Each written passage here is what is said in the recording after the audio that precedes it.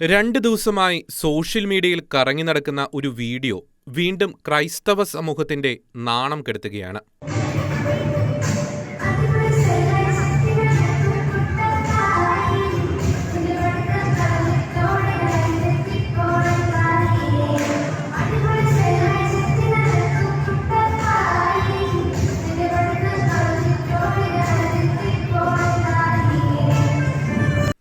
വിശ്വാസികൾക്കുള്ളിൽ വലിയ വേദന നിറച്ച നൃത്തരംഗങ്ങളാണ് ഈ കണ്ടത്. പരിശുദ്ധമായ അൾത്താരയിൽ നിന്ന് ഒരു യുവവൈദികൻ തന്റെ ലോഹയിട്ട് കുറെ മുതിർന്ന കുട്ടികളോട് ചേർന്ന് കുട്ടപ്പായി പാട്ടുപാടി നൃത്തം ചെയ്യുന്നു.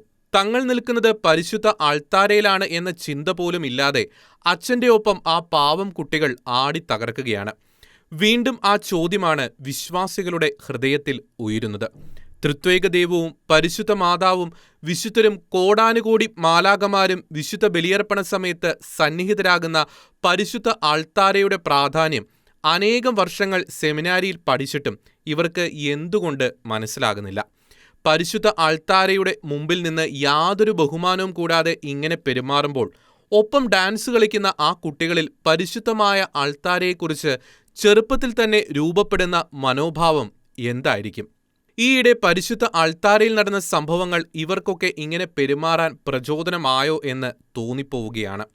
നിർഭാഗ്യവശാൽ ഈ സംഭവം അരങ്ങേറിയതും പരിശുദ്ധ അൾത്താരയിൽ അനിഷ്ട സംഭവങ്ങൾ നടന്ന ആ അതിരൂപതയിൽ തന്നെയാണ് എന്നത് ഒരുപക്ഷെ യാദൃശ്ചികമാകാം.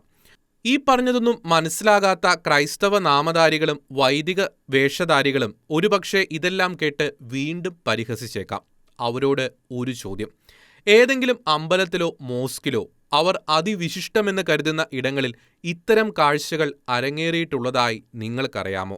എസെക്കിയേൽ പ്രവാചകനിലൂടെ കർത്താവരുളിയ വചനം ഓർമ്മയിലിരിക്കട്ടെ.